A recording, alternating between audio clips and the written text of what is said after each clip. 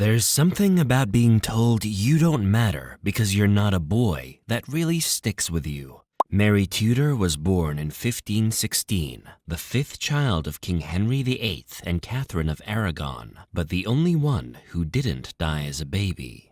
Henry loved his daughter, gave her a proper education, music lessons, language tutors, the whole royal treatment, until he remembered she had the wrong body parts to inherit a throne.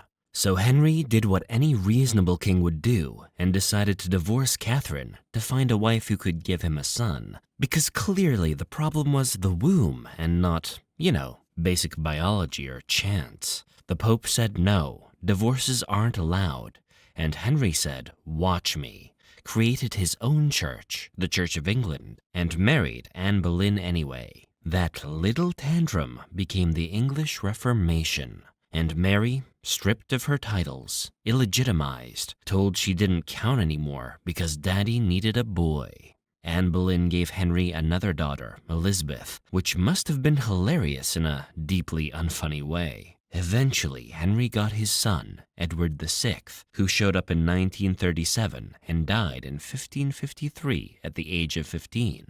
With Edward dead and no clear heir, the throne went to Lady Jane Grey, Henry's great-niece, a 16-year-old who'd been queen for 9 days, when Mary gathered enough supporters to march in, have Jane's head removed, and take what she believed was rightfully hers. Now, here's where it gets disturbing.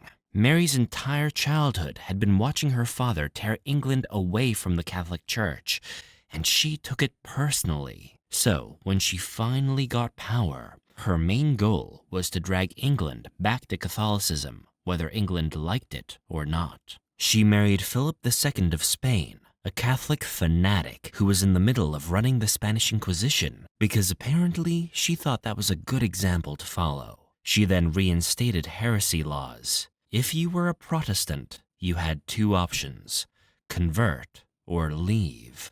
But Protestants protested her authority, which is actually where the name comes from. And Mary decided the best way to handle religious disagreement was to light people on fire. From 1555 to 1558, Mary had almost 300 people burned at the stake for heresy. Not soldiers, not criminals, just people who didn't want to be Catholic. Men, women, some of them children. She genuinely believed this was a holy mission, that God wanted her to cleanse England of false religion, that people would eventually understand it was for the greater good. They didn't. When the Wyatt Rebellion tried to overthrow her, she had the rebels stretched on racks until they talked, then burned them at the stake, or hanged, drawn, and quartered them, which means hanging them without letting them die, ripping out their guts while they watched, then chopping their bodies into quarters. Historians say that during mass burnings, the smell of burning flesh filled the air for miles. On November 17, 1558, a group of Protestants was lined up to be burned when someone ran in with a letter. "The Queen is dead." British law said they couldn't be executed anymore. Mary died at 42, and history remembered her as Bloody Mary, which is also a disgusting drink, but at least the drink doesn't smell like burning people. And speaking of drinks... So here's what happens when you spend your childhood being told you're worthless because of your chromosomes and then suddenly get absolute power. You don't become merciful, you become a case study in intergenerational trauma with a crown. Like, Mary genuinely believed burning 300 people alive was love. That's the scary part. She was a true believer who thought she was saving souls by incinerating bodies, which is way more disturbing than simple cruelty, because you can't reason with someone who thinks torture is compassion. And yeah, that's what religious certainty does to the human brain. It lets you watch children burn and call it holy. Because once you're convinced you have a direct line to God's intentions, empathy becomes optional. Actually, worse than optional. It becomes a weakness you need to overcome. The cycle's pretty obvious too, right? Henry traumatizes Mary by delegitimizing her existence. Mary processes that by delegitimizing everyone else's existence. She died thinking she'd done good. That's the real horror, not the burnings, the absolute conviction that the screaming was somehow necessary. Ranavalona was a peasant girl with a peasant family doing peasant things. You know, just trying to survive early 1800s Madagascar without becoming fertilizer. But her dad stumbled into an assassination plot against the king and decided to be a good citizen and report it. The king was so grateful that he adopted little Ranavalona into the royal family and married her off to his son.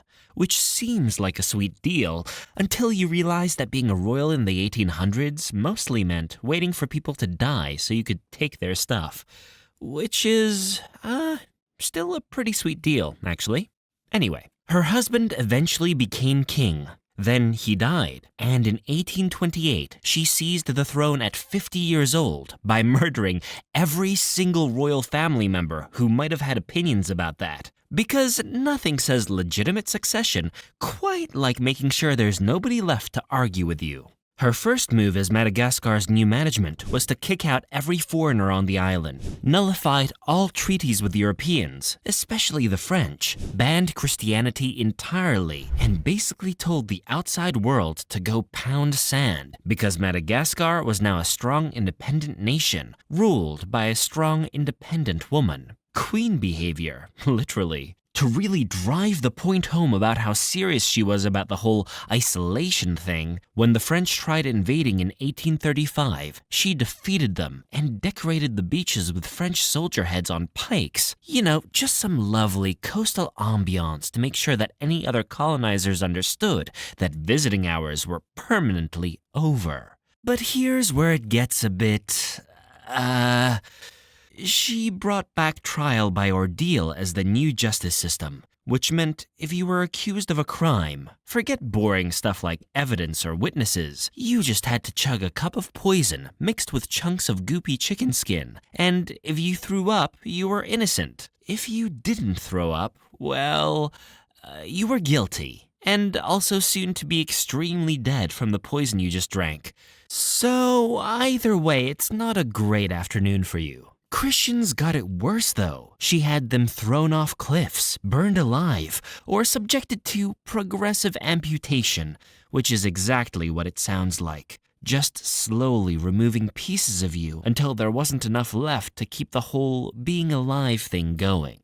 Citizens who weren't Christian still had to deal with mandatory forced labor to build factories and infrastructure. Basically a tax paid in sweat and torn muscles, and probably some permanent spinal damage, because those buildings weren't going to construct themselves, and she needed guns and bullets and alcohol. The essentials for self-sufficiency, apparently. Between 1833 and 1839, Madagascar's population went from 5 million people trying to exist to 2.5 million people who'd stopped trying. And that's not from war or famine. That's from executions, forced labor, and diseases spreading through a population that was too busy building the Queen's infrastructure to worry about silly things like nutrition or medicine. Half the country just gone, converted from living citizens into a statistic about what happens when your leader decides independence means nobody gets to leave, including via natural causes. Some sources say she even starved her own mother to death, which, if true, means she understood that family loyalty ends where power begins. Here's the thing about isolationism driven by trauma. Ranavalona watched Europeans carve up Africa like it was a continental buffet and decided the only way to protect Madagascar was to become more terrifying than the colonizers. She wasn't wrong about the threat. The French really did want to take her island, but her solution was to become the thing she was trying to prevent. She kept foreign oppression out by creating domestic oppression, swapped one form of violence for another, and called it sovereignty. The population didn't have because she was evil. It halved because she was so terrified of losing control that control became the only thing that mattered, and people stopped being people and became either threats to eliminate or tools to use.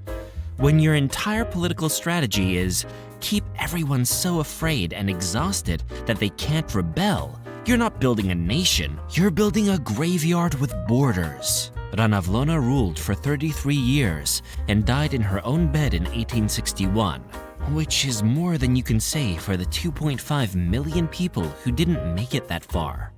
Ever wonder how far you'd go for a job promotion? Would you kill for it? Like your own baby? Wu Zetian started her career path at 14 as one of Emperor Taizong's concubines, which is just a fancy way of saying she was added to the imperial collection of women who existed for his entertainment. She was smart though, like actually educated in politics and literature, which was basically illegal for women in the 7th century Tang Dynasty China. But her dad didn't care about that and taught her anyway. When Taizong eventually stopped being alive, Wu got shipped off to a Buddhist monastery because that's what happened to concubines who didn't produce kids. You're no longer useful, so off you go to pray for the rest of your existence. Except Taizong's son, the new emperor Gaozong, apparently had a thing for her and summoned her back to the palace, probably because they'd been doing some extracurricular activities while his dad was still breathing. She became his favorite, started cranking out sons, 4 of them, then a daughter. Meanwhile, Gaozong's actual wife, Empress Wang, couldn't get pregnant no matter how hard she tried, so she started getting really attached to Wu's baby girl, holding her, playing with her, probably the only joy she had left in a marriage where she was just decorative furniture at this point. Then, one afternoon, Wang spent some time alone with the infant, and when she left, Wu came in and found her daughter not breathing anymore, started screaming that Wang had murdered her child, threw in some accusations of witchcraft because why not, and Gaozong bought the whole story. Wang was stripped of her title and executed.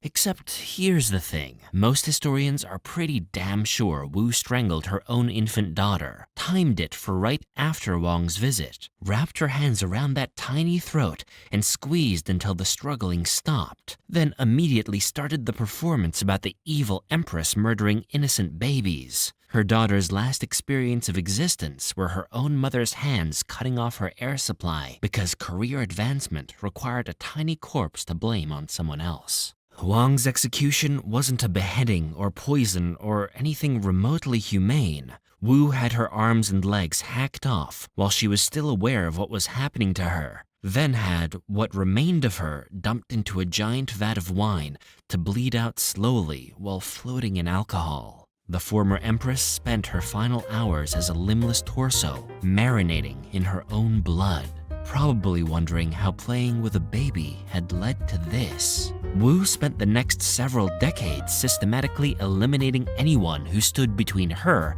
and absolute power, had princes poisoned, exiled her own sons when they got inconvenient, even controlled 2 puppet emperors before finally claiming the throne outright in 690. She ruled until 705, when illness finally did what rebels and rivals couldn't. Wu Zetian died at 81 in her own bed, still empress, thanks to her daughter, who never made it past her first year of existence thanks to her.